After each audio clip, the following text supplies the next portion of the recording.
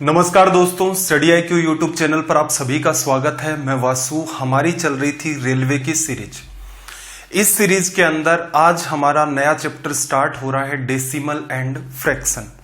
Decimal and fraction का एक छोटा सा सवाल आपके सामने रखा हुआ है। इस सवाल को थोड़ा सा चेंज कर देना। क्वेश्चन नंबर 299 है, वैसे डिस्कस भी हो जाएगा आज ये, कि इन सबको असेंडिंग ऑर्डर, आरोही क्रम या फिर बढ़ते हुए क्रम में अरेंज करना है। क्लियर है? सवाल बहुत आसान है, सिंपल सा है, कोई समस्या नहीं है, लेकिन एक बार ट्राई करना। रीजन क्या है कि बहुत सारे बच्चे इन संख्याओं, न्यूमरेटर और जो डिनोमिनेटर होता है उसका डिफरेंस लेते हैं।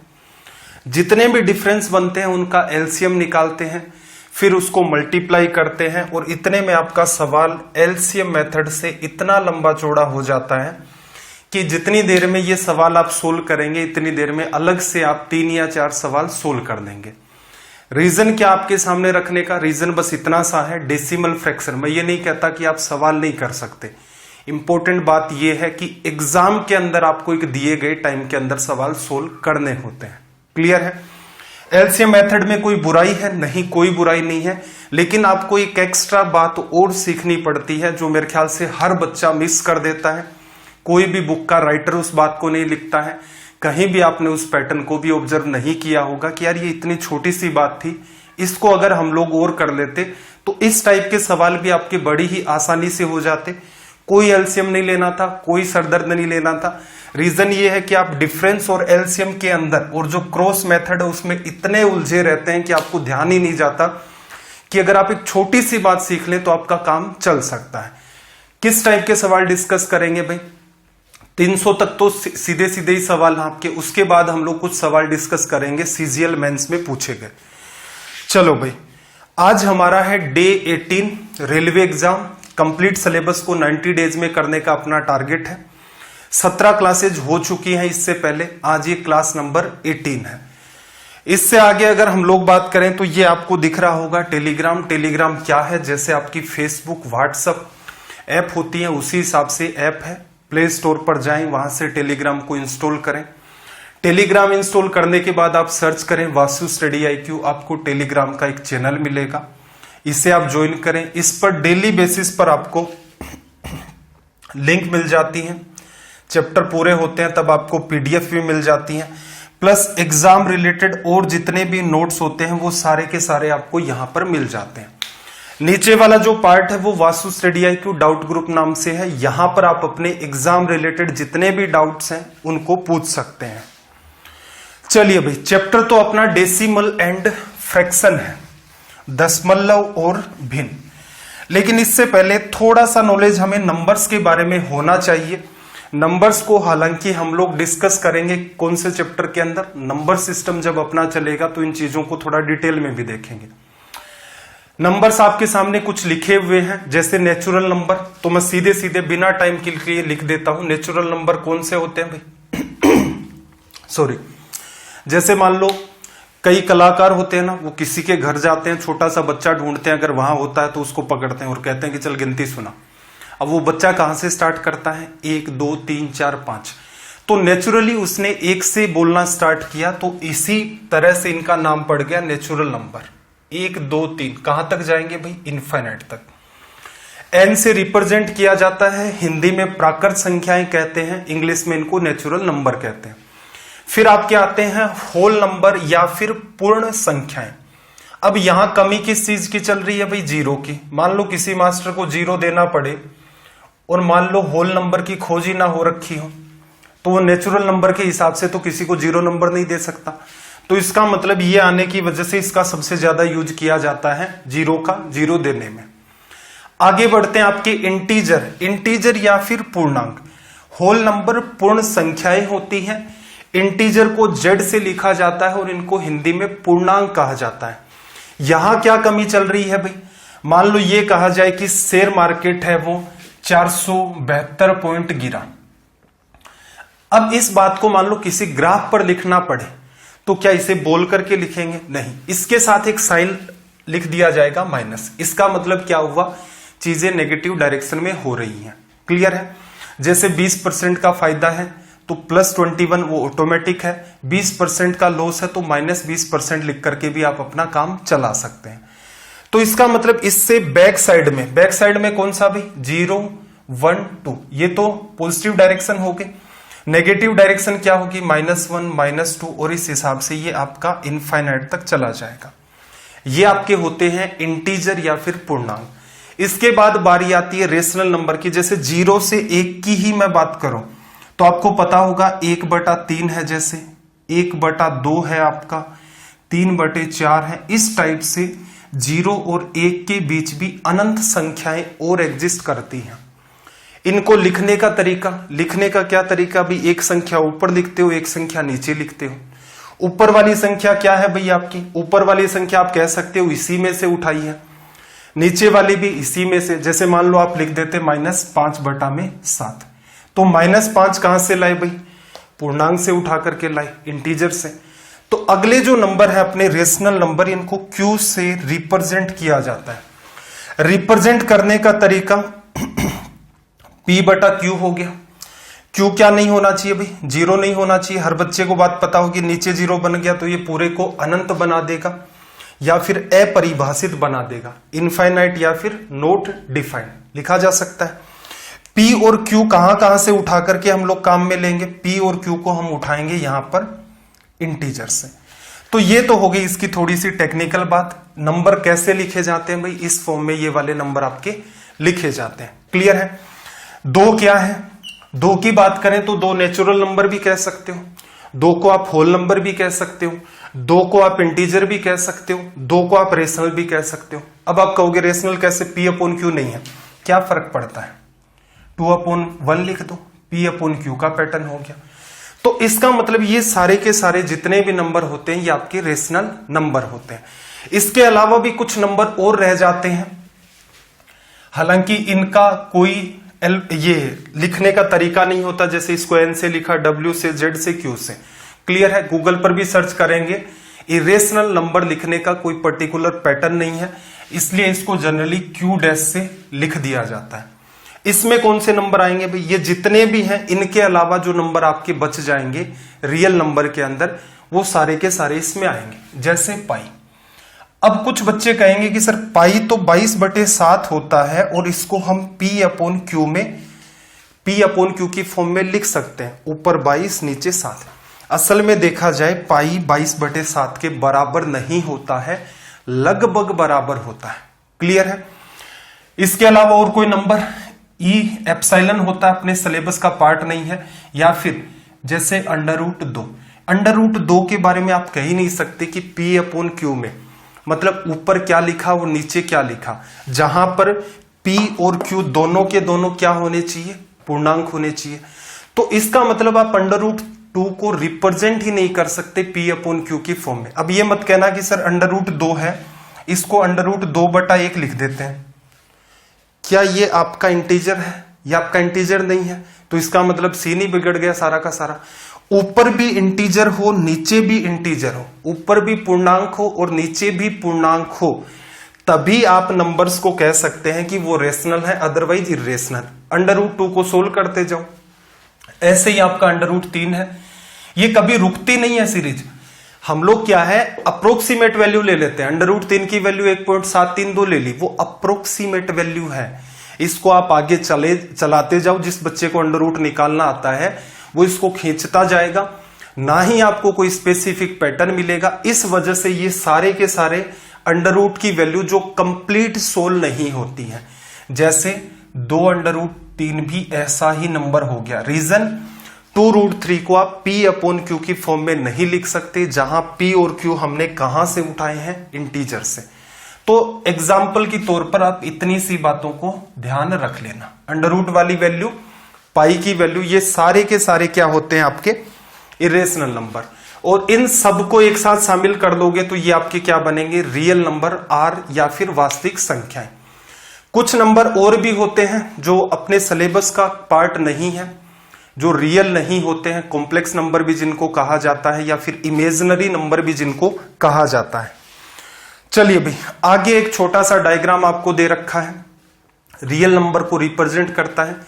सबसे छोटा राउंड आपका नीचे रेड कलर में दिख रहा है एन, एन मतलब नेचुरल नंबर, 1 से लेकर अनंत तक। अब इसमें जीरो और शामिल कर देंगे तो ये सारे के सारे होल नंबर बन जाएंगे। इसका मतलब आप क्या कह सकते हो, होल नंबर के अंदर ही आपके नेचुरल नंबर आ जाते हैं। फिर और ऊपर देखोगे और बड़ा राउंड आपको दिख रहा है, ये जेड, जेड किसको बताता है भाई, इंटीजर को। इंटीजर के अंदर ही आपके होल नंबर और नेचुरल नंबर आ जाते हैं। अगर आप यहां से देखें तो ये बात आप अंडरस्टैंड कर सकते हैं। फिर और बड़ा राउंड किया, क्यू लिखा हुआ है, क्यू आपके रेशनल नंबर होते हैं, परिमेय संख्याएं, उनके अंदर ये तीनों की तीनों चीजें आ जाती है, नेचुरल, होल और इंटीजर लिखा जा सकता है। रेशनल नंबर को एक साइड में कर दिया, बचे हुए जो नंबर हैं आपके वो इरेशनल नंबर हो गए, अपरिमेय संख्याएं हो गई, और इन सब को जिसके अंदर आप समा सकते हैं वो आपके हो गए रियल नंबर। ये अपने सिलेबस का पार्ट इतना ही है। असल में एक राउंड इनसे भी हटा करके आप बना सकते थे इमेजिनरी या फिर कॉम्प्लेक्स नंबर का, और सबको शामिल कर देते, रियल और इमेजिनरी को मिलाकर के आपके नंबर्स बनते हैं। ठीक है, नंबर सिस्टम में इसको थोड़ा और गहराई से देखेंगे, अभी अपने को इतनी ही नीड थी।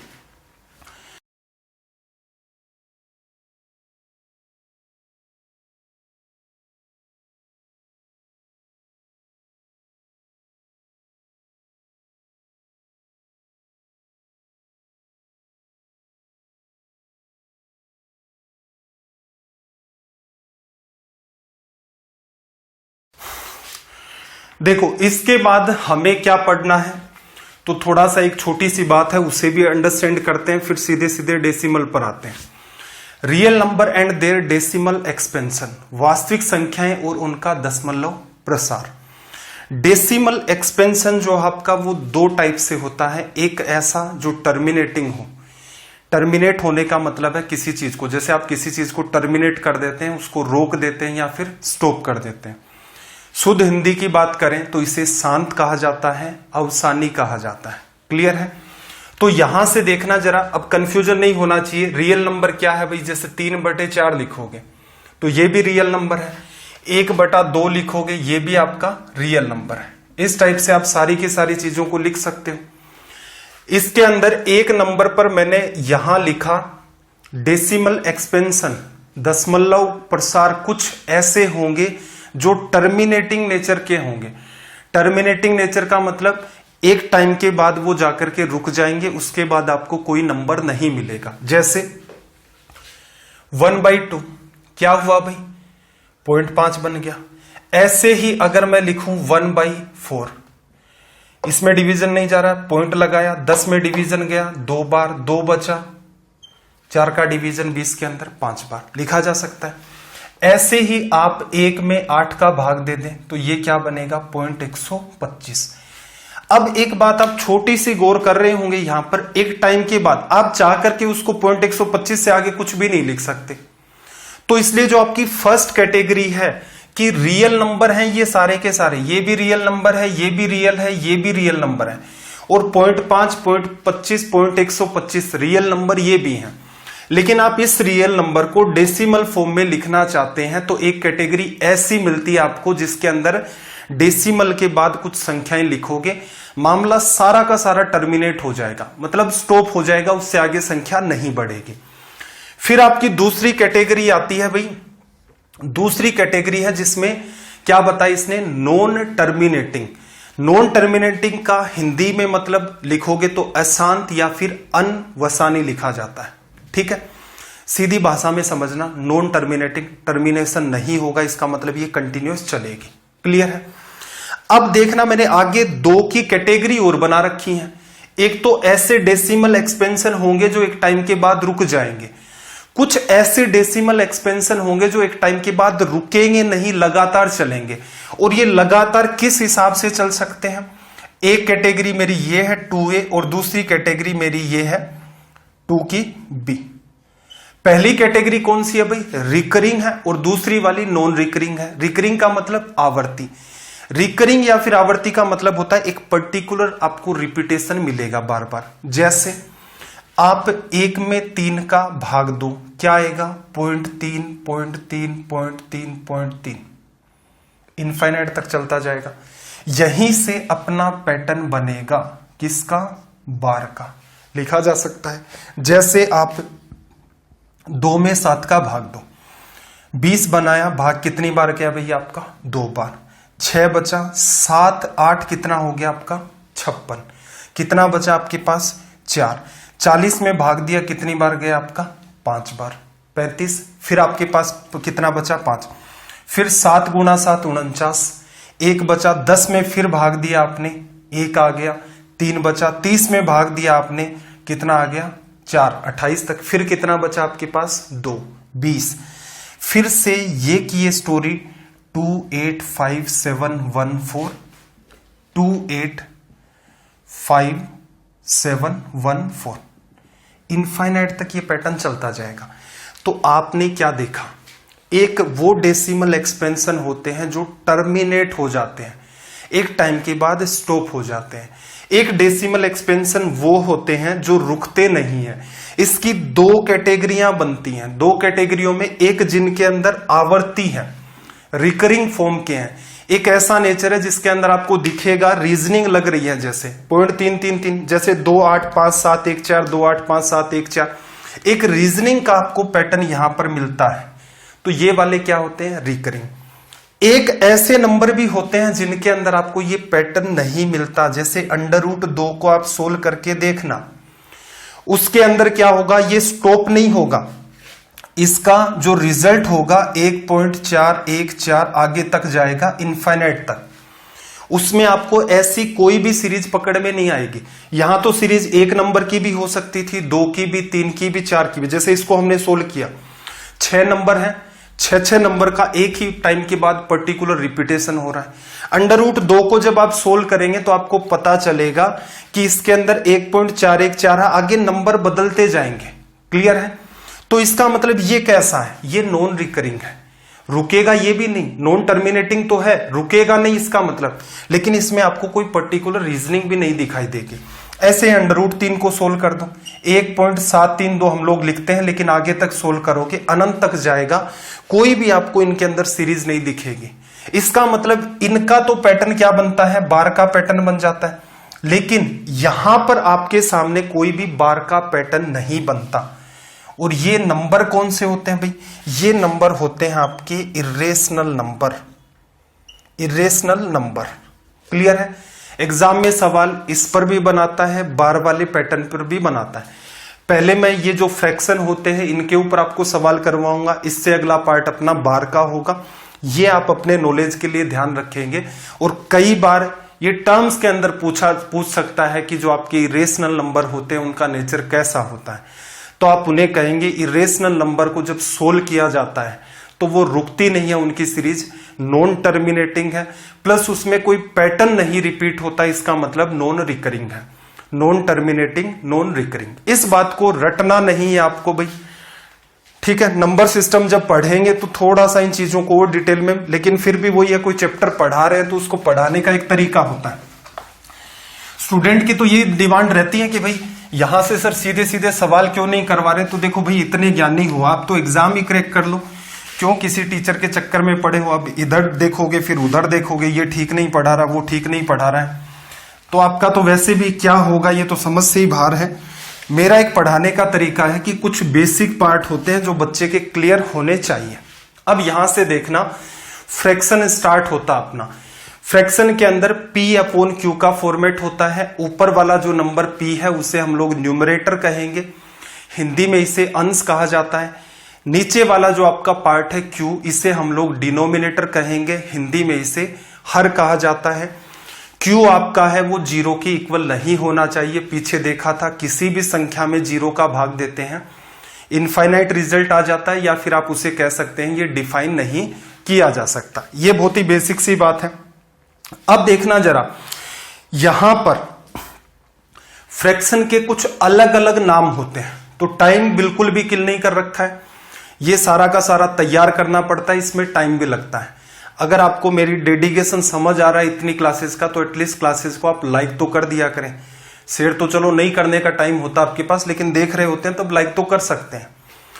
फ्रैक्शन की कुछ कैटेगरी होती है आपकी। सबसे पहला क्या है भाई आपका? प्रॉपर फ्रैक्शन, उचित भिन्न। ये किस टाइप के होते हैं भाई? ये होते हैं इस टाइप के, 3/4, 5/7, 2/3। इनमें खास बात क्या है, ऊपर वाला पार्ट आपका न्यूमरेटर है, नीचे वाला पार्ट आपका डिनोमिनेटर है। ऊपर अंश नीचे हर, हमेशा ही इनमें न्यूमरेटर की वैल्यू डिनोमिनेटर से छोटी रहेगी। नीचे वाली जो भिन्न है वो नीचे वाली जो संख्या है वो छोटी होगी, ऊपर वाली संख्या बड़ी होगी। ठीक है, कोई दिमाग नहीं लगाना एक्स्ट्रा। ये एक पैटर्न हो गया आपका, ऊपर संख्या बड़ी नीचे संख्या छोटी।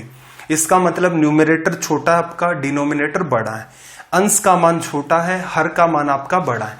इनका जो रिजल्ट निकल के आता है, इन सभी को जब आप सोल्व करते हैं तो इसका रिजल्ट हमेशा ही क्या होगा, 1 से कम निकलता है, 1 से कम आता है। और इन सभी को क्या कहा जाता है, उचित भिन्न या फिर प्रॉपर फ्रैक्शन।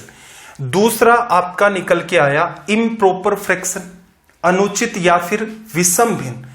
तो जाहिर सी बात आपको यह पता है कि इसका रिजल्ट 1 से कम आता है और न्यूमरेटर जो है आपका वो डिनोमिनेटर से छोटा होगा, अंश आपका हर से छोटा होगा। इसी चीज को चेंज कर दो भाई, 4/3 लिख दिया, 7/5 लिख दिया, 3/2 लिख दिया। ऊपर वाली बात आपकी न्यूमरेटर है, नीचे वाली आपकी डिनोमिनेटर है। यहां क्या हो गया भाई, न्यूमरेटर बड़ा हो गया डिनोमिनेटर से, इसका रिजल्ट हमेशा ही क्या होगा, 1 से बड़ा। तो ये क्या हो गई आपकी भाई, इम्प्रॉपर या फिर अनुचित भिन्न लिखा जा सकता है। फिर देखना इसके बाद तीसरी कैटेगरी हमारी निकल के आती है। तीसरी कैटेगरी क्या हो गई भाई, मिक्स्ड फ्रैक्शन या फिर मिश्रित भिन्न। मिश्रित भिन्न में क्या होगा भाई, ये जो पार्ट आपने लिखा है इसको आप सोल्व कर दो। मिक्स्ड क्यों लिखा इसको देखना जरा, सोल्व करेंगे, भाग गया, 1 बार 1 बचा, ये वाला 1 सही 1/3 बना। तो इसके अंदर क्या है आपका, फ्रैक्शन भी है और एक आपके पास पर्टिकुलर इंटीजर भी इन्वॉल्व हो गया। इस वजह से 3 नंबर पर जो बात लिखी हुई है उसका नाम है मिश्रित भिन्न या फिर मिक्स्ड फ्रैक्शन। इसको जैसे आप सोल्व करेंगे, 1 बार भाग चला गया 2/5, और यहां पर देखना 1 बार भाग चला गया 1/2। क्लियर है। इसी को जब आप सोल्व कर देते हैं तो इससे कहते हैं हम लोग मिक्स फ्रैक्शन या फिर मिश्रित भिन्न। फिर देखना जरा 4 नंबर, इक्विवेलेंट या फिर तुल्य भिन्न। क्लियर है, इक्विवेलेंट या फिर आपकी तुल्य भिन्न, ये क्या होती है, ये सिंपल सा भी एक भिन्न आपने लिख रखी है, जैसे 4/3। अगर मैं 8/6 लिख दूं, अगर मैं लिख दूं 12/9, तो एक बात बताओ मुझे, क्या इन तीनों में कोई फर्क है? आप इससे सोल्व करेंगे 4/3 आएगा, आप इससे सोल्व करेंगे तो भी 4/3 आएगा। इसका मतलब ये सारी की सारी जो चीजें हैं आपकी, ये क्या है, इक्वल है, इसलिए इनका नाम पड़ा इक्विवेलेंट फ्रैक्शंस, तुल्य भिन्न। क्लियर है। एक छोटा सा पार्ट और आ गया, सिंपलेस्ट या फिर लोवेस्ट फॉर्म। किसी भी फ्रैक्शन की सिंपलेस्ट या लोवेस्ट फॉर्म क्या होती है, जैसे आपने 20/25 लिख दिया, ठीक है, कोई समस्या नहीं है, लेकिन आप इसे सोल्व करके लिखेंगे, 5 बार कट गया, ऊपर 4 आ गया, नीचे 5 आ गया। तो इस फ्रैक्शन की ये सिंपलेस्ट या फिर लोवेस्ट फॉर्म होती है। आपने इसे सिंप्लीफाई कर दिया, इससे ज्यादा ये सिंप्लीफाई नहीं होगा। क्लियर है। इसके बाद 5वीं कैटेगरी आपकी आती है, ये इंपॉर्टेंट है, लाइक फ्रैक्शन या फिर समान भिन्न किसे कहा जाता है। कुछ बच्चे यहां सोच लेते हैं कि 4/3 जैसे 8/6 के बराबर है, इसलिए ये समान भिन्न होंगे।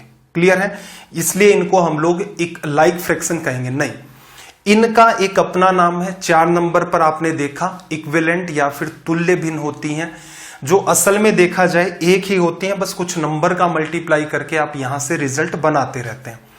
लाइक फ्रैक्शन क्या होते हैं भाई, लाइक फ्रैक्शन ये होते हैं, जैसे 3/17, 4/17, 5/17, 11/17। क्या कंक्लूजन निकाला भाई, कंक्लूजन ये निकाला, इनका डिनोमिनेटर जो है वो हर केस में क्या होगा, इक्वल होगा। इनका जो हर है वो हर केस में इक्वल होगा, इसलिए इनको लाइक फ्रैक्शन या फिर समान भिन्न कहा जाता है। आपस में इनका क्या रिलेशन है, तो आप कह सकते हैं ये आपकी लाइक फ्रैक्शन है। 6 नंबर पर क्या है, अनलाइक फ्रैक्शन। तो सीधी सी बात है भाई, जो लाइक फ्रैक्शन आपके नहीं है वो सीधे सीधे आपके क्या हो गए, अनलाइक फ्रैक्शन लिखा जा सकता है। तो ये तो स्टोरी हो गई आपकी इन सारी की सारी चीजों की, कुछ टर्म्स हैं।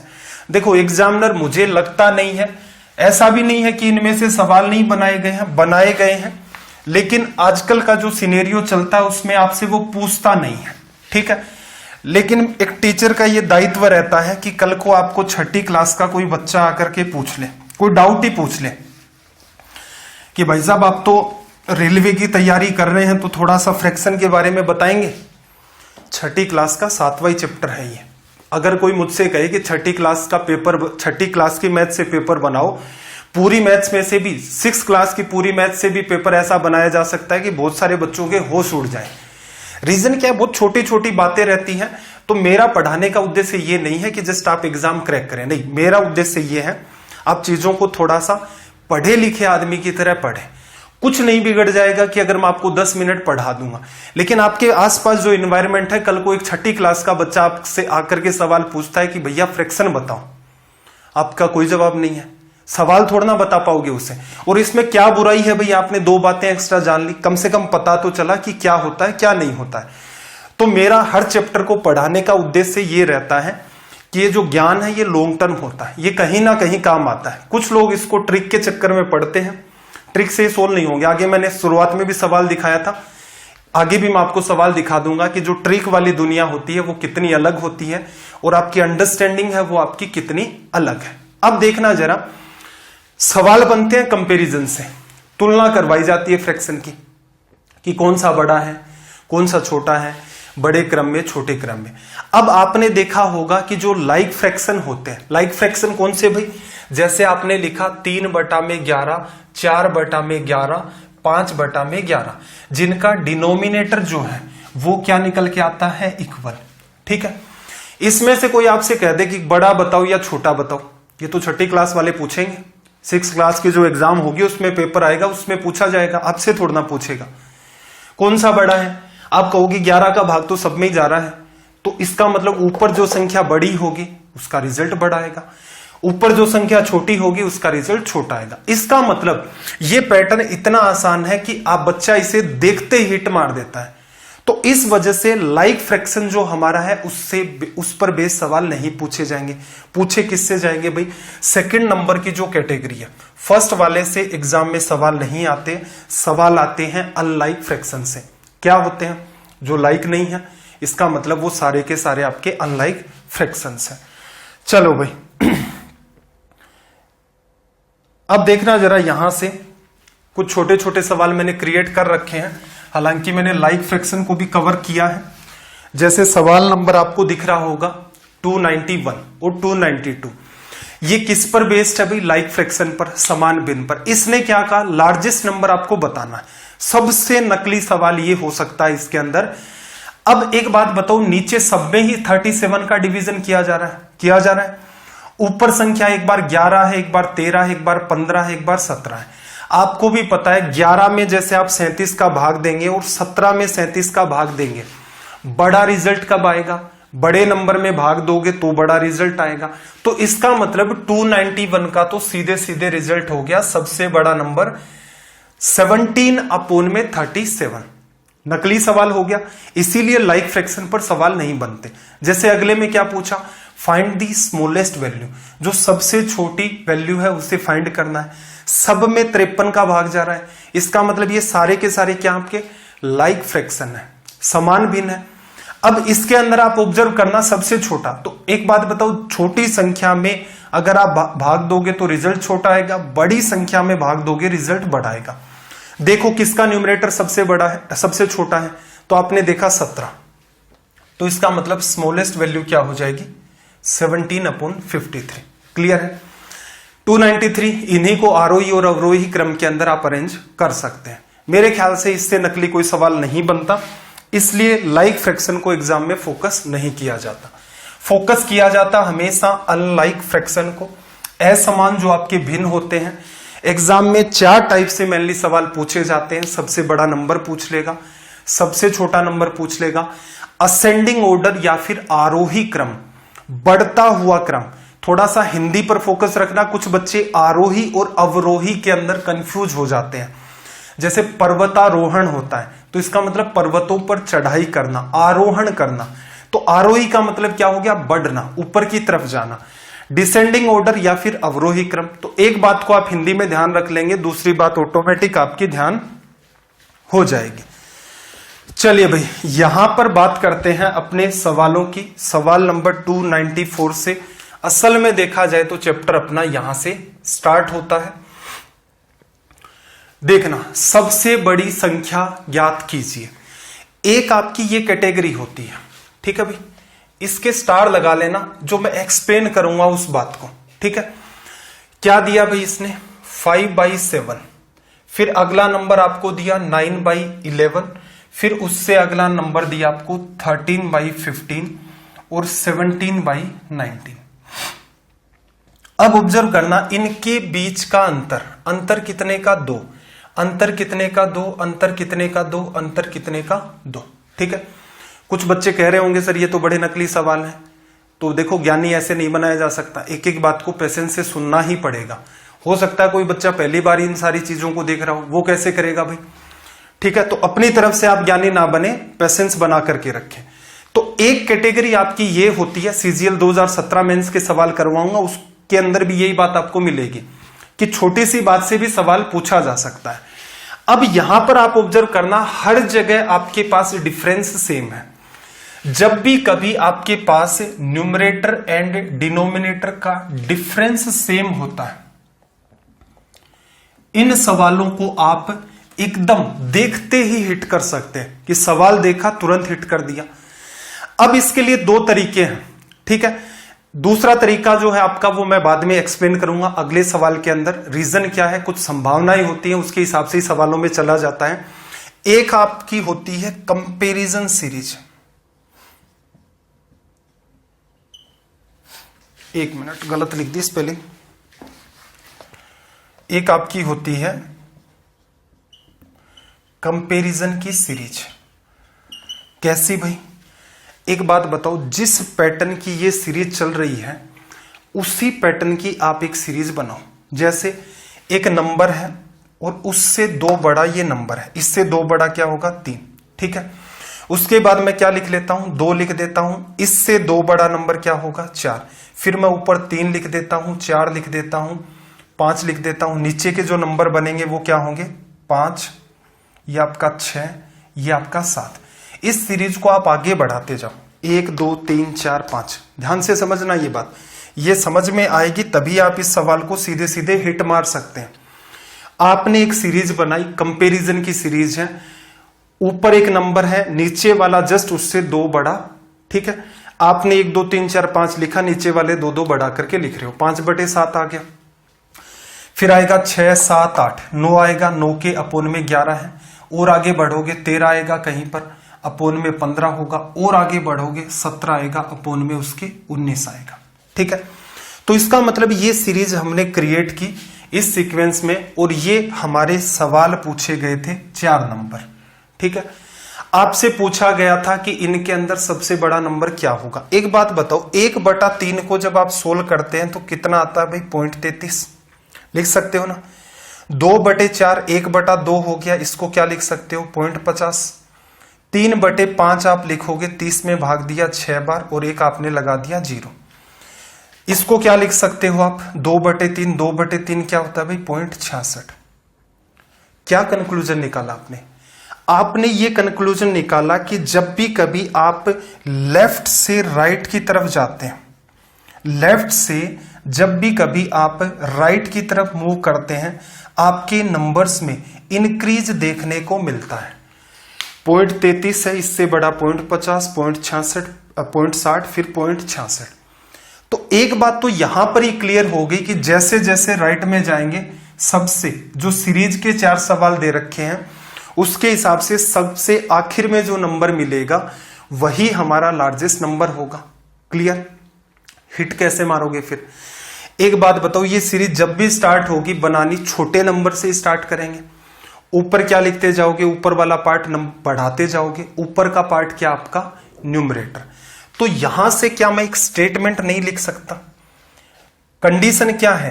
कंडीशन ये है आपका जो डिफरेंस है वो क्या होना चाहिए भाई? सेम होना चाहिए। बात नंबर 1, अंतर हर संख्या का क्या होना चाहिए? सेम होना चाहिए। डिफरेंस अगर सेम है तो लार्जेस्ट नंबर क्या होगा? लार्जेस्ट नंबर क्या होगा भाई? जिसका न्यूमरेटर लार्जेस्ट है,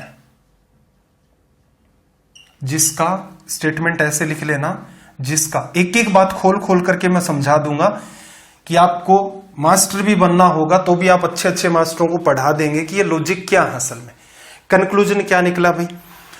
देखना जरा, हमने एक कंक्लूजन ये निकाला, जब भी कभी डिफरेंस सेम दिया जाता है हमेशा आपके सामने सवाल कैसे होंगे जिनके अंदर असल में देखा जाए ऊपर न्यूमरेटर नीचे डिनोमिनेटर, न्यूमरेटर की वैल्यू छोटी होती है, डिनोमिनेटर की वैल्यू बड़ी, इस टाइप के सवाल आते हैं।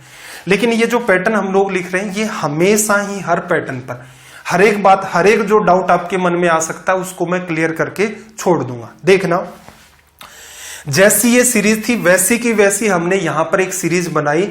जैसे जैसे आगे बढ़ते जाते हैं, कहने का मतलब जैसे जैसे हम लोग न्यूमरेटर की वैल्यू बढ़ाते जाएंगे रिजल्ट बढ़ते जाएंगे। आपने देखा अंतर सबका सेम चल रहा है, 5 का 7 के साथ, 9 का 11 के साथ, 13 का 15 के साथ, 17 का 19 के साथ। क्या पूछा? लार्जेस्ट नंबर 17, न्यूमरेटर जिसमें बड़ा था, हिट मारा, ऑप्शन आपका डी हो गया। ठीक है। अब किसी बच्चे के मन में सबसे कॉमन सवाल ये आ सकता है कि गुरुजी यहां तो कोई समस्या नहीं है, 2-2 का अंतर है। मान लो अंतर आपको दे देता 31 का, आपको अंतर दे देता जैसे 5 बटा में क्या दे देता 36, 9 बटा में आपके सामने दे देता 39, 13 बटा के अंदर इसके अंदर फिर 31 जोड़ोगे 44। उस केस में कैसे सोल्व करेंगे? क्या वहां पर भी 1 बटा 31 बनाएंगे, 2 बटा 32 बनाएंगे, 3 बटा 33 बनाएंगे? ऐसा करेंगे? नहीं करेंगे। आपने असल में देखा तो असल में आप पैटर्न क्या फॉलो कर रहे हैं? असल में आपको एक ऐसी सीरीज बनानी है जिसके अंदर ये जो डिफरेंस जो है ये फिक्स मेंटेन है। सवाल में क्या कह रखा है? न्यूमरेटर छोटा है, डिनोमिनेटर बड़ा है, न्यूमरेटर छोटा है, डिनोमिनेटर बड़ा है, न्यूमरेटर छोटा है, डिनोमिनेटर बड़ा है। तो आपका मन करे 2 के डिफरेंस की सीरीज है, आपका मन करे 2 के डिफरेंस से बनाओ, आपका मन करे 5 के डिफरेंस से बनाओ, आपका मन करे 500 के डिफरेंस का क्वेश्चन हो, आप एक सिंपल सी सीरीज तैयार कर दो। 1 2 2 3 3 4 4 5। मेरे हिसाब से सिर्फ 2 नंबर ध्यान रखने मात्र से आपका काम हो जाएगा। कैसे? एक तो देखो हमें डिफरेंस फिक्स रखना था, बिल्कुल ये डिफरेंस चाहे 1000 का हो, 5000 का हो, 500 का हो, 37 का हो, 38 का हो, कोई फर्क नहीं पड़ता है। हर सीरीज ऐसे ही बिहेव करेगी, ऐसे ही बिहेव करेगी। इसका रिजल्ट कितना आया? 0.50, इसका 0.66, इसका 0.75, इसका 0.80। देखना जरा, लेफ्ट टू राइट जा रहे हैं, नंबर बढ़ते जा रहे हैं। इसमें 2 के डिफरेंस से सीरीज हमने बनाई तो भी क्या हुआ? यही रिजल्ट आया। आप 3 के डिफरेंस से बना लो भाई, 1/4 2/5, आगे लिखने की जरूरत है। क्या आ गया? 0.25। इसमें आप डिवीजन करोगे तो कितना आ जाएगा? 0.40। पता चल रहा होगा कि लेफ्ट से राइट में जा रहे हैं तो आपका नंबर बढ़ता जा रहा है। इसका मतलब कितने का भी वो आपसे गैप दे दे, आप सिर्फ एक छोटी सी बात ध्यान रख लेना कि सर ने ये बताया था कि एक कंपैरिजन की सीरीज चाहिए बस, जिसमें गैप सेम मेंटेन हो। 1/2 2/3, 1/2 0.50, 2/3 0.66। तुरंत माइंड में बात क्लिक हो गई। जैसे जैसे आप आगे जाएंगे आपका रिजल्ट बढ़ेगा। तो इसका मतलब ऑल ओवर मामला आपको खत्म करना है तो आप 1/2 और 2/3 ध्यान रख लें। इतने में ही भविष्य में अगर आप इस बात को भूल भी जाते हैं कि सर ने बताया तो था, सीरीज भी बनानी थी, फिक्स डिफरेंस की भी थी, लेकिन पता नहीं चल रहा है, राइट में जाते हैं तो बढ़ता है या घटता है, कोई बात नहीं भाई, 1/2 2/3 कर लो। 1/2 0.50 होता है, 2/3 0.66 होता है। ये 50% और ये 66.66%।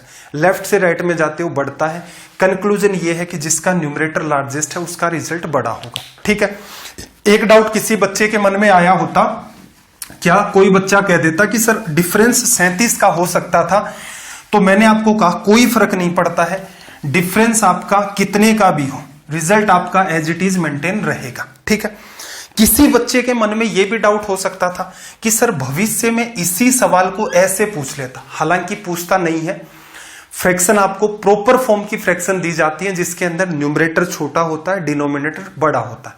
लेकिन फिर भी मैं आपको ये बात एक्सप्लेन कर देता हूं। देखना 7/5, अगली संख्या 11/में आपके सामने 9 रख दी होती, उससे अगली संख्या आपके सामने 15/13 रख दी होती, फिर 19/17 रख दी होती, लिखा जा सकता था। अपनी जो सीरीज चल रही है वो कैसी बनेगी, 2/3, 1 2, फिर आगे क्या करोगे 2 3, फिर यहां पर 3 4, फिर आगे कितना 4 और 5, इसी फॉर्म में चल रही थी अपनी सीरीज। इसका रिजल्ट क्या है भाई 2, इसका कितना है 1.5, इसका रिजल्ट कितना है, कोई गड़बड़ तो नहीं कर दी हम लोगों ने, 1 मिनट, ये अपना रिजल्ट हो गया 2 और ये अपना रिजल्ट क्या हो गया 3/2, 1/5 हो गया। इस वाले रिजल्ट की बात करें तो ये कितना हो गया 1.33, इसकी बात करें तो ये 1.20। ठीक है, अगर ये प्रॉपर फ्रैक्शन नहीं है, ये प्रॉपर फ्रैक्शन नहीं है,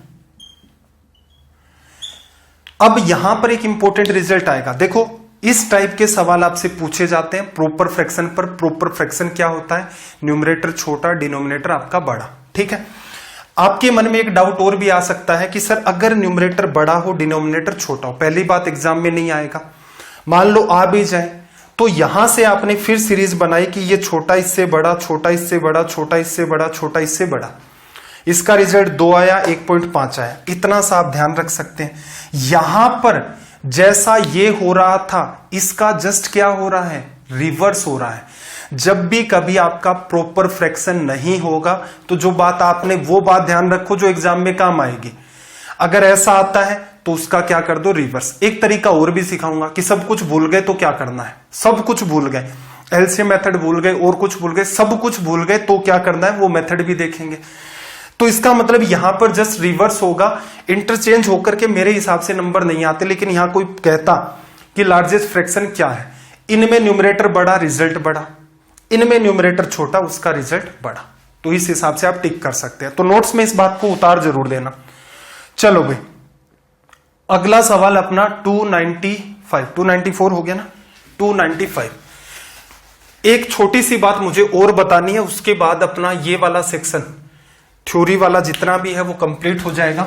देखो मैं वो एक जो ट्रेडिशनल तरीका होता है रटाना, ये करना वो करना, क्योंकि मुझे तो लगता है कि अगर रटाया जा रहा है इसका मतलब ये लानत वाली सी बात हो गई। फिर आप में और स्टूडेंट में डिफरेंस क्या रह गया, किसी किताब को उठाओ उसमें ये ट्रिक है, ये फॉर्मूला है, ये ट्रिक है, ये फॉर्मूला, आप समझा ही नहीं पाए उस चीज को तो फिर कैसे मास्टर हो गए भाई।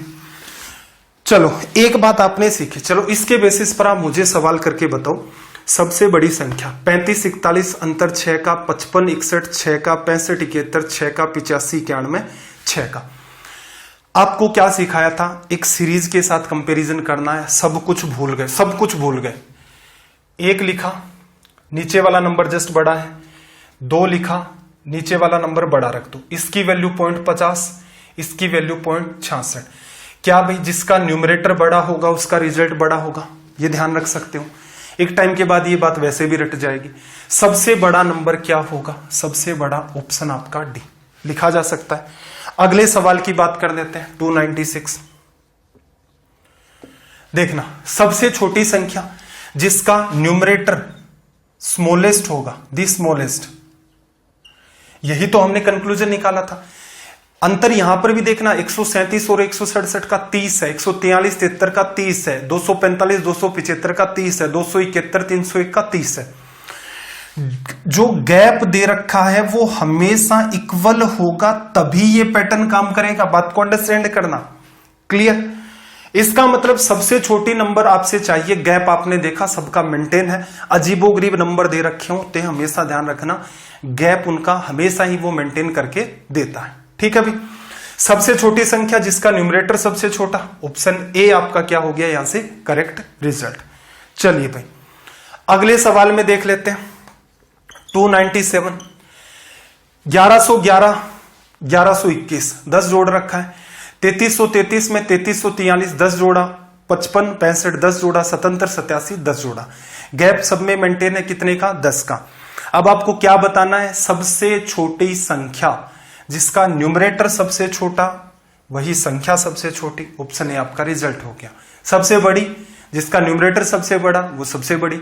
तो अगर वो पूछता तो ऑप्शन डी हो गया।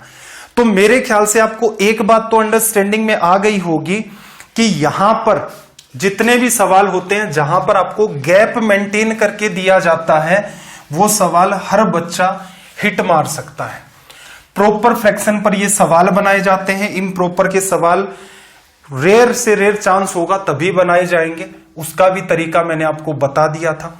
चलो भाई 298 पर देखना, सबसे बड़ी संख्या ज्ञात कीजिए। 11 और 13 है, ठीक है। 17 और आपका क्या है? 21 है।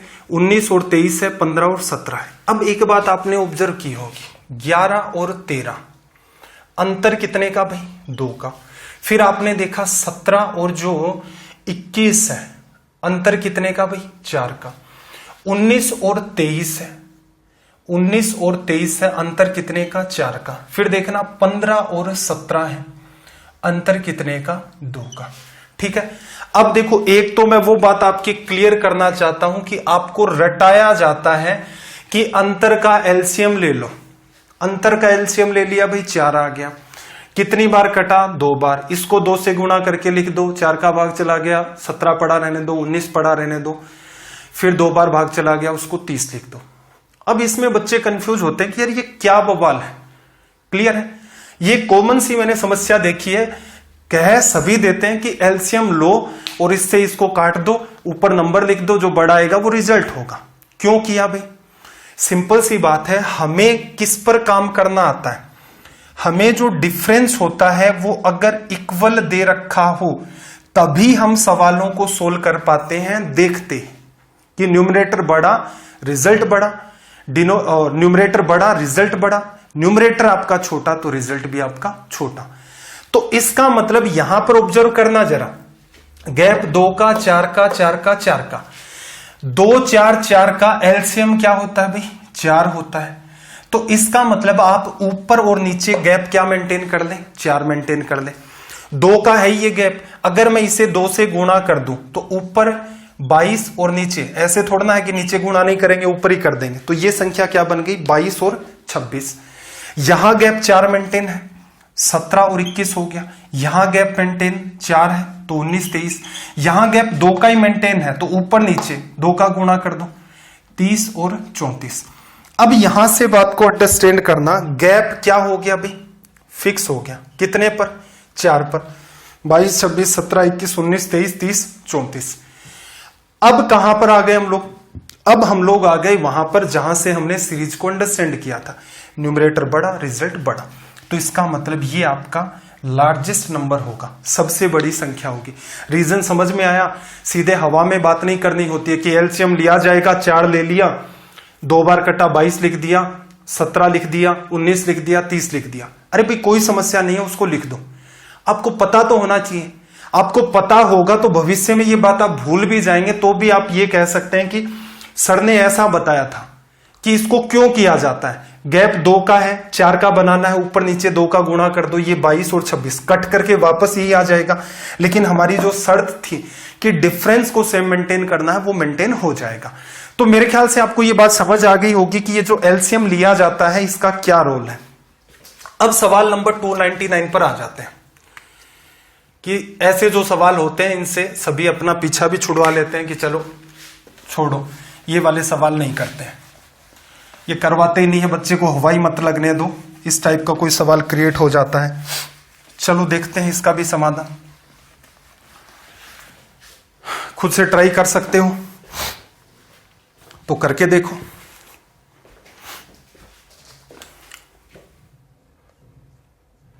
मैं नंबर लिख लेता हूं तब तक।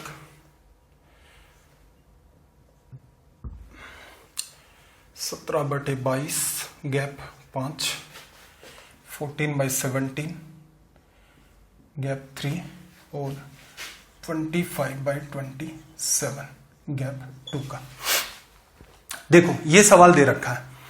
अब यहां से आप बात को ऑब्जर्व करना। बात को अगर आप ऑब्जर्व करेंगे 7 का, 5 का, 3 का, 2 का, 3 और 2 का लघुत्तम 6, 5 के साथ और लोगे तो ये लघुत्तम 30 और 7 के साथ और ले लोगे तो एलसीएम आ गया 210।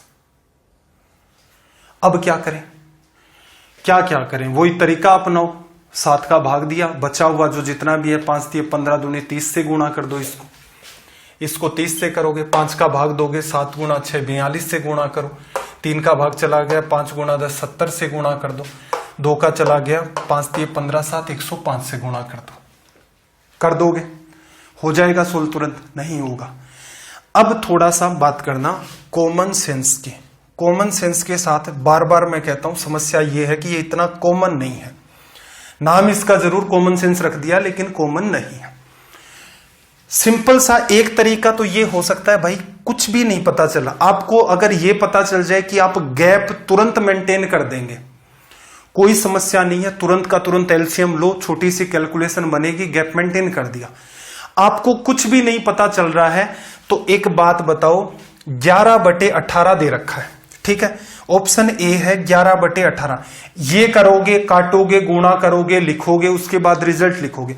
एक बात बताना, 11 में 18 का भाग दिया, 11 में नहीं जा रहा है, पॉइंट लगा दिया। 110 में भाग दोगे, 18 गुणा 6 90, सॉरी 18 5 90, 18 गुणा 6 108। कितना बच गया आपके पास? 2 1 0। 18 में भाग कितनी बार गया? एक बार। पॉइंट 61 लिख सकते हो। बी ऑप्शन की मैं बात कर लेता हूं। कॉमन सेंस की बात चल रही है कि किसी बच्चे को कुछ नहीं पता क्या एलसीएम होता है, क्या सीरीज होती है। अरे ये सोल्व तो करना आता होगा।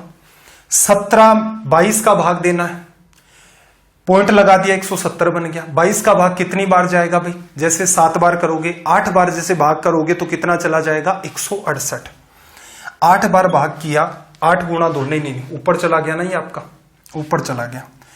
7 बार आपने भाग दिया, 7 बार भाग दोगे तो 7 गुणा 20 140, 7 गुणा 2 154, 16 बच गया। 160 में फिर भाग दोगे, कितना आ जाएगा? 7 बार। लिखा जा सकता है। ऑप्शन सी की बात कर लेते हैं। 140 में पॉइंट लगा दिया मैंने, 140 में 17 का आपको भाग देना है। 17 5 85, 17 गुणा 6 102, 17 गुणा 7 119, 17 गुणा 8 136। पॉइंट 8 कुछ आ गया, 4/2 बार भाग चला गया। ऑप्शन डी की बात करें, 25 में 27, 27 का भाग 250 में दोगे, पॉइंट लगा दिया। 27 का भाग 250 में दोगे, 10 बार भाग जाता तो 270 होता। इसका मतलब 9 बार तो चला जाएगा। 9 के आगे कुछ संख्या हो रहेगी। क्या पूछा? सबसे बड़ी संख्या। ये लो, हो गई। इस बवाल से तो बेहतर है। अब इसका भी एक सब्स्टिट्यूट होता है। मेरी तरह कुछ बच्चे ऐसे भी होंगे जिनको बड़ी टेबल नहीं याद रहती, बड़े पहाड़े नहीं रहते याद, तो छोटा करने का क्या तरीका होगा भाई? छोटा करने का तरीका देखो, अंडरस्टैंडिंग चेंज कर लो बस। एक मेथड तो मैंने आपको ये बता दिया, कुछ भी नहीं पता है भाग देकर के सोल्व कर लो। क्यों तनाव में पड़ रहे हो? क्या एलसीएम है क्या नहीं है? देखो, एक तरीका यह भी हो सकता था बताने का कि आपके पास 11/18, ठीक है, मुझे नहीं आती 18 की टेबल, 22 की भी नहीं, कुछ तो आनी पड़ेगी, 20 तक तो टेबल आए कम से कम। कोई बात नहीं, आप ऐसा लिख लो 1/18/11, ये तो लिख ही सकते हो, लिख सकते हो ना। ये 11 नीचे चला गया, ऊपर 1 मेंटेन रहा। अब जैसे मैं ऑप्शन ए को एग्जाम के हिसाब से सोल्व करता, 18 में 11 का भाग एक बार, पॉइंट लगा दिया, कितना बचा मेरे पास? 7, फिर कर दिया मैंने 1.6 आ गया, ठीक है। ऐसे ही मैंने बी को आगे मैंने नहीं सोल्व किया, उसको छोड़ दिया। 1/22/17, 22 में 17 का भाग कितनी बार चला गया भाई? एक बार चला गया आपका। कितना बचा? 5 बचा। 50 में भाग दोगे तो लगभग 3 बार चला गया, लगभग 3 बार। वैसे तो 1.29 का आएगा, लगभग 3 बार। ऑप्शन सी की बात कर लेते हैं। 1/17/14, एक बार भाग चला गया, कितना बचा आपके पास? 3 बचा। 30 में दोगे भाग 2 बार। डी की बात कर लेते हैं। 1/25 नीचे आ गया, 27 में एक बार भाग चला गया, फिर आपके पास कितना बचा? 2 के अंदर आप फिर से भाग देना स्टार्ट करेंगे, नहीं जा रहा है, 200 में जाएगा 8 बार, ठीक है। इनके आगे एक एक जीरो रिप्लेस कर दो जिससे कि कंपैरिजन में कोई समस्या ना आए, ठीक।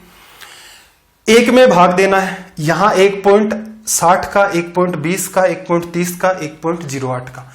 रिजल्ट बड़ा कब आएगा?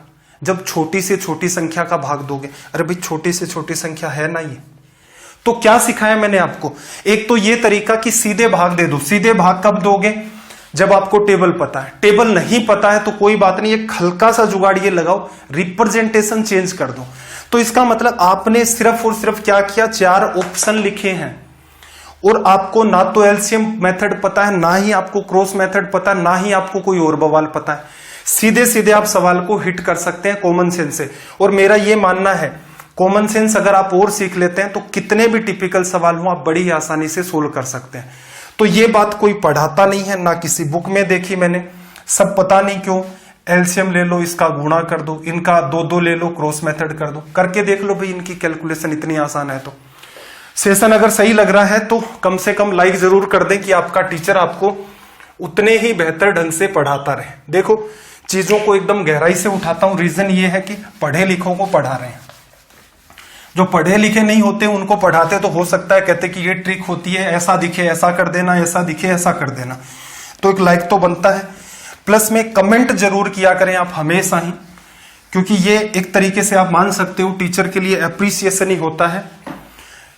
चलो भाई, फाइंड द स्मॉलेस्ट नंबर, सबसे छोटी संख्या ज्ञात करें। 7 और 5 कितना भाई आपके पास 12, 11 और 19 के बीच का गैप कितना 8 का, 14 और 17 के बीच गैप कितने का 3 का, 17 और 21 के बीच गैप कितने का 4 का। क्या पता चला, पता ये चला एलसीएम के चक्कर में पड़ेंगे बर्बाद हो जाएंगे। ठीक है तो छोड़ो। अब पहला ऑप्शन तो ये आ गया ए। एक तरीका ये क्या 7 में 12 का भाग दे सकते हो, आप कहेंगे गुरुजी ठीक है टेबल आती है। 11 में 19 का दे सकते हो, आप कह देंगे सर 19 की टेबल नहीं आती। कोई नहीं, इंटरचेंज कर दो। इंटरचेंज करने का तरीका 7/12 1/12/7 ये कर दो। तो देखो एग्जाम में इस सवाल को कैसे डील करते, देखना 1 में 7 का भाग दे रहे, नीचे आ गया 12 में एक बार चला गया, आपके पास कितना बचा, आपके पास बचा 5। कितनी बार भाई 7 बार चला गया 49, 7 5 12 49, एक बचा फिर भाग एक बार चला गया। ऑप्शन बी की तरफ आते हैं 1/19 में 11 का भाग एक बार कितना बचा 8, 80 हो गया, 80 में भाग कितनी बार 77 3 बार, फिर आपका 2 बार। ऑप्शन सी की बात कर लेते हैं 1 में 17 में 14 का भाग एक बार, फिर आपके पास कितना बचा 3, 30 में 2 बार 28, फिर आपके पास 2 बचा 20 में एक बार। ऑप्शन डी की बात कर लेते हैं 1 में 21 में 17 का एक बार, 4 बचा, 17 गुणा 2 34, 6 बच गया, 17 3 51 लिखा जा सकता है। सबसे छोटी संख्या देखो ऊपर सबके एक ही नंबर है, जैसे एक में मैं 2 का भाग दूं, एक में 3 का भाग दूं, एक में 4 का भाग दूं, पॉइंट 50 आता है, पॉइंट 33 आता है, पॉइंट आपका 25 आता है। ये कॉमन सेंस तो हर बच्चे में होगा ही होगा मेरे हिसाब से। तो आपने क्या देखा, सबका न्यूमरेटर सेम हो गया, जिसका डिनोमिनेटर बड़ा होगा रिजल्ट बड़ा, क्योंकि बड़ी संख्या का भाग दोगे उसका रिजल्ट छोटा आएगा, जिसका डिनोमिनेटर बड़ा होगा उसका रिजल्ट छोटा आएगा। क्या पूछा है, सबसे छोटी संख्या ज्ञात करो। देखो किसका डिनोमिनेटर सबसे बड़ा है, 1.71 1.72, ये लो आपका हिट हो गया। डिफरेंस के चक्कर में लिखते तो ये 4 बातें, सिर्फ 4 बातें, यहां सिर्फ 4 बातें लिखनी पड़ी। एलसीएम के थ्रू जाते तो क्या करते, पूरी की पूरी हर बात को लिखना पड़ता। एलसीएम से वैसे करोगे तो हो ही नहीं पाएगा, और होगा तो इतना टाइम किल हो जाएगा। तो कॉमन सेंस भी काम में ले सकते हैं आप। चलो सीजीएल का सवाल उठाया मैंने, सीजीएल 2017 मेंस, सीजीएल 2017 मेंस। अब सवालों का जो पूछने का तरीका था उसको मैंने थोड़ा सा चेंज कर दिया है। यहां पर कई बार कहते हैं बच्चे की सर ये कोई लेवल का थोड़ी ना एग्जाम में थोड़ा ना आता। देखो भाई सीजीएल के सवाल उठा रहे हैं, अगर आपको इतना आता है तो काहे इस चक्कर में पड़े हो, रेलवे के इंस्पेक्टर बनो, इनकम टैक्स इंस्पेक्टर बनो। आरोही क्रम में अरेंज करना, ऑप्शन नहीं बना रखे। आरोही क्रम का मतलब बढ़ते क्रम में, सबसे पहले छोटा नंबर, फिर बड़ा नंबर, फिर बड़ा नंबर, पता तो चले। 3/110, 9/308, 7/225। डिफरेंस का कोई रोल आएगा इसमें? तो कुछ बच्चे जो ट्रिक के चक्कर में पड़े रहते हैं उनको इन सवालों में हवा नहीं लगती कि क्या करें। 3 में 110 का भाग दे दोगे, हो सकता है दे भी दो। 9 में 308 का नहीं दोगे, 7 में 225 का नहीं दे पाओगे। चलो आपको क्या सीखा है, कॉमन सेंस भी एक चीज है। देखो 3/110, फिर से लिख रहा हूं 3/110, 1/110/3 तो लिख सकते हो ना, लिख सकते हो। अगले नंबर ऐसे ही अज्यूम कर सकते हो। तो करना क्या था भाई, 1 में 110 में 3 का भाग दिया, 3 बार चला गया, 9 में 20 बचा, 6 बार चला गया, कितना बचा 20.66 आ जाएगा। बी की बात कर लेते हैं, 1 में 308 में 9 का डिवीजन करना जरा, 9 3 27, कितना बचा आपके पास 9 3 27, क्या किया मैंने 1/308 डिवाइड बाई 9, 9 3 27, 3 बचा, 38 में भाग दिया, 9 4 36, फिर क्या बचा आपके पास 2, पॉइंट लग गया, 20 में भाग गया 2 बार, फिर 2 बार। ऑप्शन सी की बात करें, 1 में 225, 7 3 21, 3 बार डिवीजन चला गया, आपके पास क्या बचा 1, 15 में डिवीजन 2 बार, पॉइंट लग गया, 1 बचा, फिर डिवीजन 1 बार, 3 बचा, 4 बार। आपको पता है सबके ऊपर 1 है, जितनी बड़ी संख्या से भाग दोगे उतना रिजल्ट छोटा आएगा। सबसे बड़ी संख्या कौन सी है, ये वाली, इसका मतलब ए का रिजल्ट सबसे छोटा होगा, उससे बड़ी संख्या, उससे छोटी संख्या ये है, इसका रिजल्ट थोड़ा बड़ा होगा, सबसे छोटी संख्या ये है, इसका रिजल्ट ये होगा। तो एक बात बताओ, अगर आप एलसीएम मेथड से इन सवालों को करने बैठ जाएंगे कब तक करेंगे, और ये इससे नकली बात हो ही नहीं सकती कि सोल्व करने का सबसे आसान सुंदर सटीक तरीका। क्लियर है, बस कोई बताने वाला होना चाहिए और आप सुन ले उसकी। सबसे बड़ी विडंबना आपके साथ यही है कि कई बार कमेंट चलते रहते हैं, स्ट्रीम को बहुत बार ऑब्जर्व कर लेता हूं कि लाइव क्लासेस तो नहीं है, प्रीमियर चलता है आपका, लाइव क्लासेस का भी प्रयास करेंगे बहुत ही जल्दी करने का, तो वहां पर बच्चे ट्रिक ट्रिक ट्रिक चीखते रहते हैं, समझ से ही बाहर हो गया है। तो इसका मतलब थोड़ा सा कॉमन सेंस लगाएं, 3 बातें आप लिखते रिजल्ट आ जाता, तीनों बातों में ये भी नहीं लिखना है, ये भी नहीं लिखना है, सीधे सीधे रिजल्ट लिख सकते थे। चलिए भाई सवाल नंबर 302 की बात कर लेते हैं, सवाल नंबर 302 की बात कर लेते हैं। 302 में देखो, फिर इसने सीजीएल 2017 मेंस का है, पेपर उठा करके देख लेना,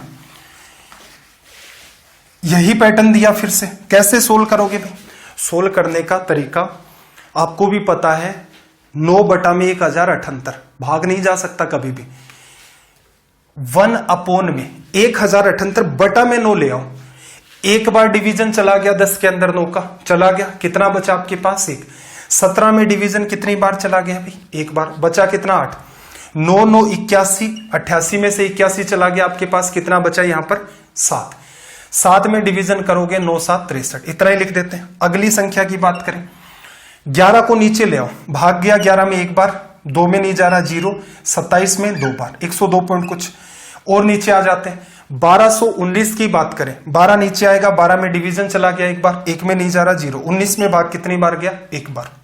क्या सोल्व करना आगे, नहीं करना। अवरोही क्रम में सबसे बड़ा नंबर 1 में भाग देना है, जितने बड़े नंबर का भाग दोगे रिजल्ट उतना छोटा आएगा।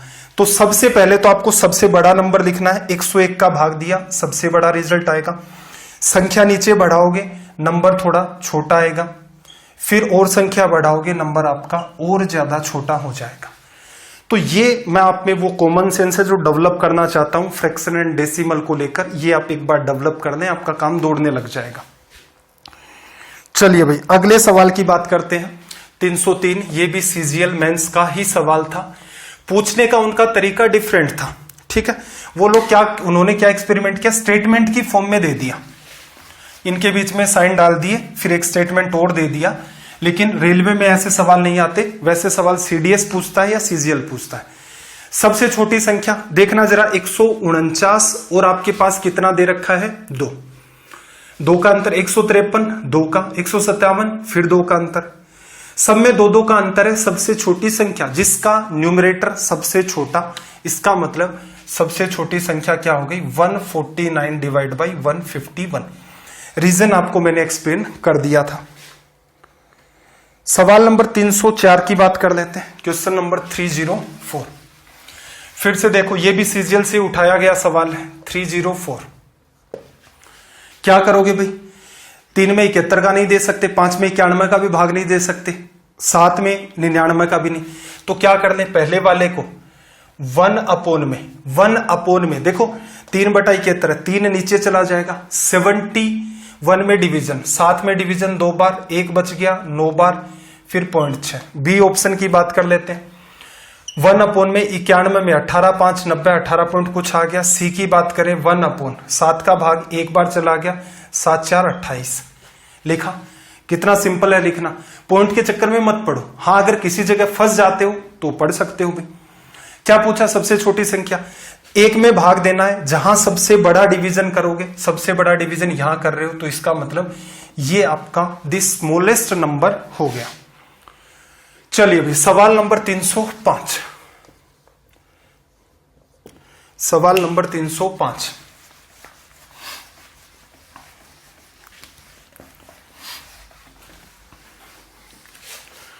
देखना जरा क्या कहा, अवरोही क्रम में अरेंज करना है, घटते हुए क्रम में इन सब चीजों को अरेंज करना है।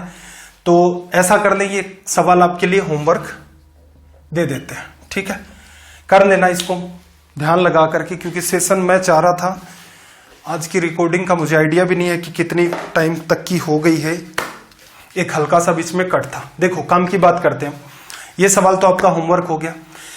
ये सेशन आपको कैसे लगते हैं कमेंट किया करें, ठीक है। टीचर के लिए कमेंट का एक इंपॉर्टेंस अलग ही होता है। सेशन ठीक लग रहे हैं तो इनको एटलीस्ट लाइक भी कर दिया करें, दोस्तों के साथ शेयर भी कर दिया करें। कुछ लोगों को ये लगता है कि पैसे देकर ही सीखा जा सकता है, ठीक है। अगर आपको ऐसा ही लगता रहा कि पैसे देकर ही सीखा जा सकता है तो बिल्कुल भाई पेड कोर्स भी लाना पड़ेगा। फ्री की कोई कदर नहीं होती है ना, क्योंकि जिस हिसाब से आपके कमेंट्स वगैरह आते हैं, व्यूज आते हैं, डाउट ग्रुप के ऊपर जब हम लोग देखते हैं तो सबका एक ही हेडेक है कि सर पेड कोर्स तो मैंने वहां से खरीद रखा, आप वाला तो साइड के अंदर देख रहा हूं थोड़ा इंप्रूवमेंट करने के लिए। बिल्कुल देखें आप, कोई समस्या नहीं है, मेरा उद्देश्य सिखाना है। स्टडी IQ ने एक प्लान किया है कि रेलवे की मैथ्स है वो कंप्लीट सिखाई जाए। मैं मैथ्स पढ़ा रहा हूँ, वितुल सर मैथ और रीजनिंग पढ़ा रहे हैं, डॉक्टर विपिन सर हैं अपने, वो जीके और करंट अफेयर का सेक्शन ले रहे हैं। आपके पास हर रोज अगर 3 घंटे यूट्यूब पर देने के लिए हैं तो बिल्कुल आप स्टडी IQ को फॉलो कर लें, आपका काम दौड़ेगा। सिर्फ फॉलो करने से नहीं, नोट्स बनाए पैरेलल के अंदर, प्लस बचा हुआ जितना भी आपका टाइम होता है वह चीजों को आप रिवाइज करें, ठीक है। सेशन को थोड़ा सा शेयर करते रहा करें, कमेंट किया करें, ताकि टीचर भी अपनी तरफ से जान डाले। इधर उधर ये फ्रैक्शन चैप्टर आप ढूंढ के देखो, आपको किताबों में लेटेस्ट सवाल नहीं मिलते, ठीक है। वही घिसा पिटा हर जगह करवाया जा रहा है। किसी ने पेड कोर्स ले भी रखा है, एक बार अपने वाले से कंपेयर कर लें, ठीक है।